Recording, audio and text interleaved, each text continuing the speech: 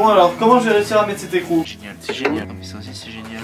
Aujourd'hui, j'ai reçu un colis assez spécial et je suis sûr que ça va te plaire. Après des dizaines d'heures de travail, on approche enfin du grand final. Aujourd'hui, on va remonter les dernières pièces avant de tenter le grand démarrage de la Vespa. Si tu es tombé sur ma chaîne et que tu espères que tout va se passer parfaitement bien avec des experts en mécanique, eh bah tu t'es trompé d'endroit. Ici, on restaure des véhicules anciens avec de la passion, du fun, mais surtout des galères. Alors, bienvenue sur Vintage Restauration.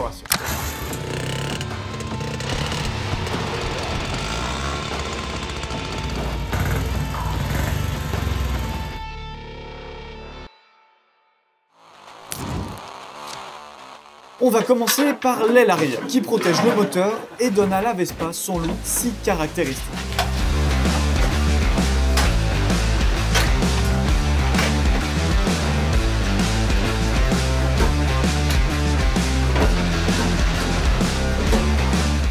Et avant de la fermer, on installe un joint en caoutchouc qui va éviter toute vibration et surtout protéger la peinture.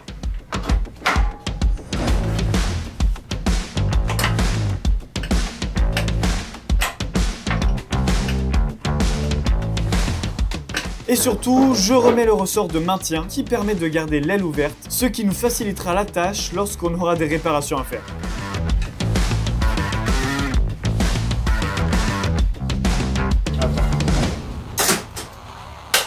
Bon, déjà, si tu veux savoir, il y a un sens. Voilà.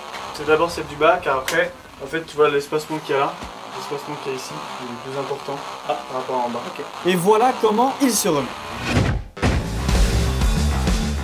Ensuite, on va s'occuper des pneus. Ici, on est sur des jantes démontables. Donc, on doit monter la chambre à air à l'intérieur du pneu avant d'assembler le tout. J'ai gonflé un peu la chambre à air au préalable pour faciliter le montage. La graisse spéciale qu'on met ici, c'est hyper important. Elle permet de réduire le risque de pincement et d'assurer un montage sans forcer.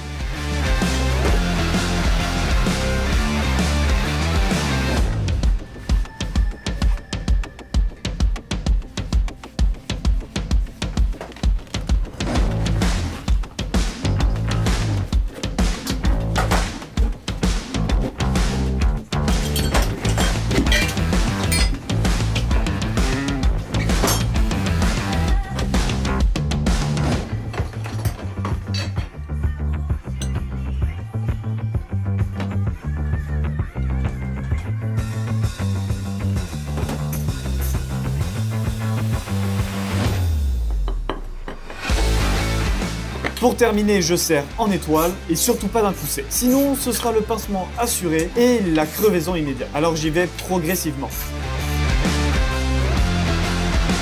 Tac. Voilà. Bon, j'attendais ce colis avec grande impatience car c'est lui qui va donner du peps à cette Vespa. Un pot d'échappement tout neuf. Comme celui d'origine était complètement bouché par la rouille, j'avoue que je me suis fait un peu plaisir. Et si tu l'as reconnu, ce pot d'échappement n'est qu'une reproduction du type Abarth de l'époque, mais je le trouve quand même trop stylé. Et avec ça, on va avoir une sonorité de dingue. J'ai vraiment hâte de l'entendre résonner dans mes oreilles. Et si toi aussi tu as hâte de l'entendre, je te laisse me le dire dans les commentaires. Allez, je l'emboîte sur le cylindre à la sortie d'échappement.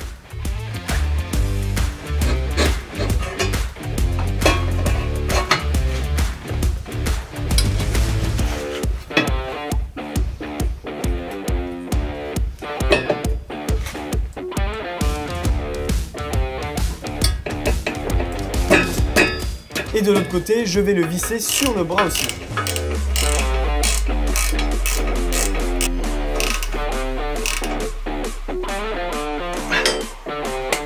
Un dernier petit coup de clé au cylindre et c'est tout. La vieille essence a aussi laissé du dépôt dans le robinet, ce qui peut boucher complètement l'arrivée du carburant au moteur. On va donc le démonter au complet et le nettoyer en profondeur.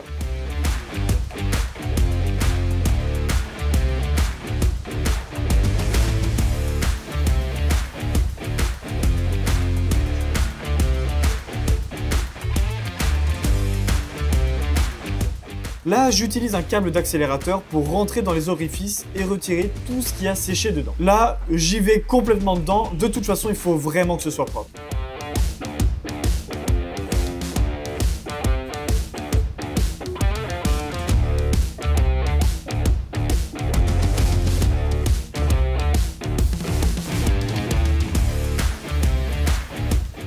J'ai acheté une pochette de joints en liège neuf. Il y en a 3. Un vers le filetage, un vers la partie tournante et un vers le bocal.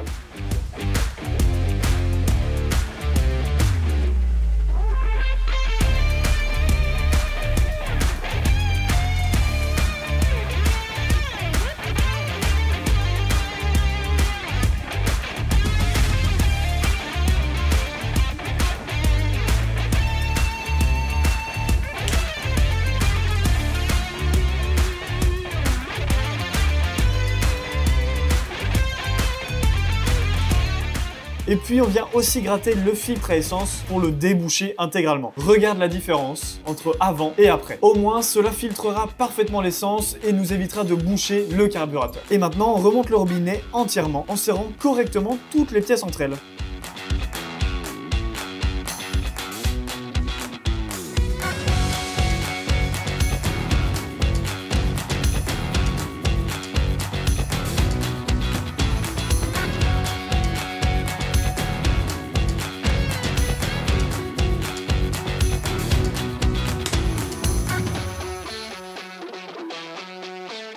Maintenant, c'est parti pour le remettre sur le réservoir et c'est là que l'enfer commence.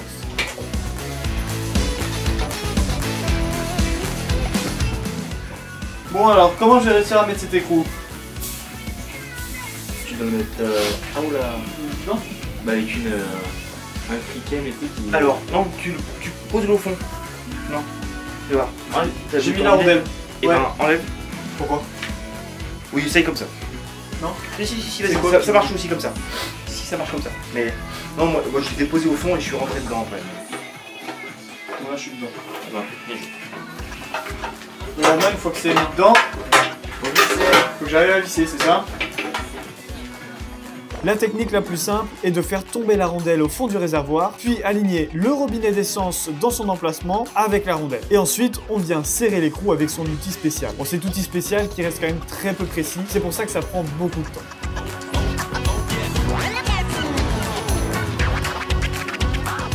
Je remets par la suite une durite d'essence que je viens serrer avec un collier de serrage.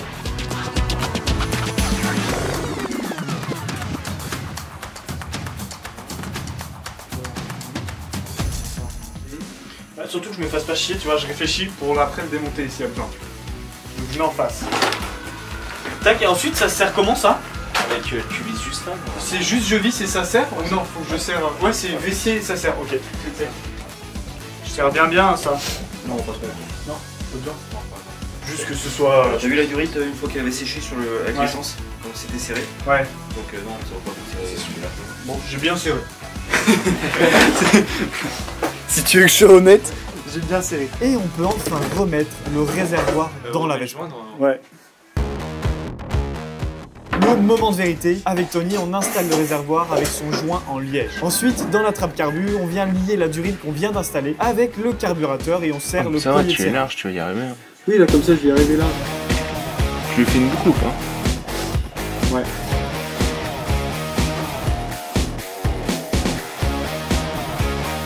Ensuite, ça.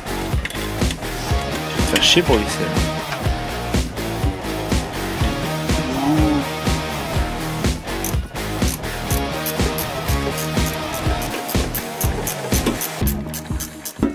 Il est tendu là, non? Ouais. Et pour terminer, on remet la tirette du robinet d'essence. Bon, avec le peu de place qu'on a pour les mains, ça demande encore une fois un peu de précision et de patience.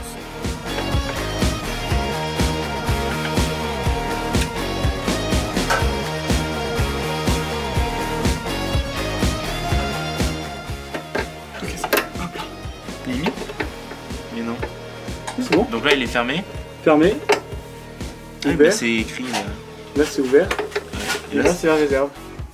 Ah oui, ok. Ah oui, mais t'avais une réserve, c'est vrai.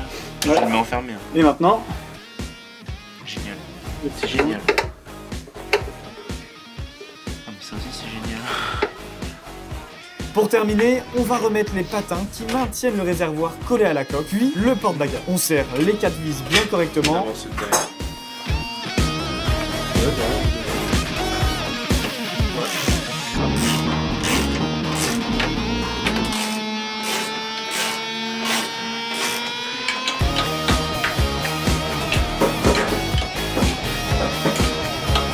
Et non.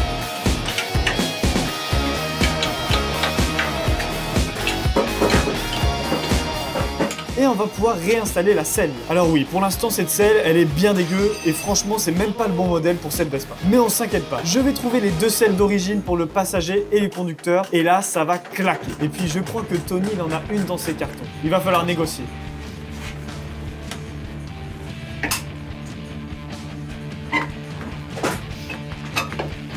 Voilà. Ça y est, tout est enfin remonté sur la Vespa. Après des dizaines d'heures, il ne reste plus qu'une seule étape. C'est le grand moment du démarrage de la Vespa. Alors, est-ce que cette Vespa de 1957 va démarrer du premier coup ou alors est-ce qu'on va découvrir quelques nouvelles galères? Je te laisse faire ton pronostic dans les commentaires. Et pour ne pas rater la prochaine vidéo, je te laisse t'abonner et appuyer sur la petite cloche. Comme ça, tu vas recevoir la notification du démarrage. Et on se retrouve la prochaine fois pour le démarrage.